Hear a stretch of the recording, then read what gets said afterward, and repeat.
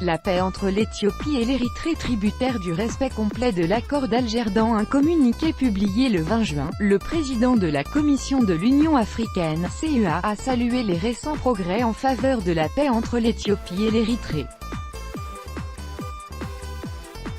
Il s'est déclaré satisfait de l'engagement d'Addis Abeba pour la pleine mise en œuvre complète de l'accord d'Alger, pour faire suite aux déclarations de bonnes intentions des autorités éthiopiennes et érythréennes de parvenir à une paix définitive entre les deux pays. Moussa Faki Mahamat, le président de la Commission de l'Union africaine, CEA, s'est félicité le 20 juin dans un communiqué publié sur le site officiel de l'UA, de la démarche des deux États. Il a notamment relevé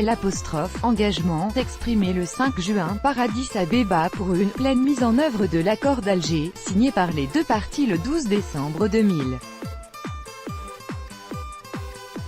Commentant les déclarations des autorités de ces deux pays, le responsable africain a appelé les deux parties à persévérer sur cette voie afin d'ouvrir un nouveau chapitre de coopération et de bon voisinage entre les deux pays, tout en félicitant l'Éthiopie et l'Érythrée, ainsi que leurs dirigeants, pour ces mesures audacieuses et courageuses. Évoquant la stabilité dans la région de la Corne de l'Afrique et sur le continent africain en général, Moussa Faki Mahamat a souligné que la paix est la condition sine qua non de la création d'une dynamique d'intégration et de développement en Afrique. Il a ainsi déclaré qu'une paix durable aura un impact extrêmement positif sur la sécurité, sur le développement et l'intégration dans la région de la Corne de l'Afrique et sur le continent dans son ensemble.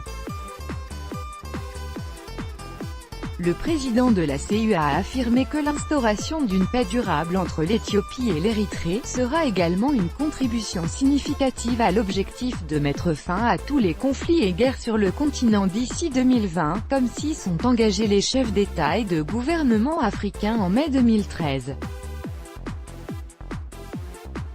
Le président érythréen Isaias Afwerki avait annoncé le 20 juin 2018 l'envoi d'une délégation à Addis Abeba pour engager un dialogue constructif avec l'Éthiopie, dont le Premier ministre Abiy Ahmed a positivement reçu l'annonce, a noté le même communiqué. L'accord d'Alger avait mis fin à la guerre de 2 ans, 1998 à 2000, qui aurait causé la mort de 70 000 à 100 000 personnes dans les deux pays. Malgré l'accord de paix, des affrontements frontaliers survenaient occasionnellement entre les deux parties.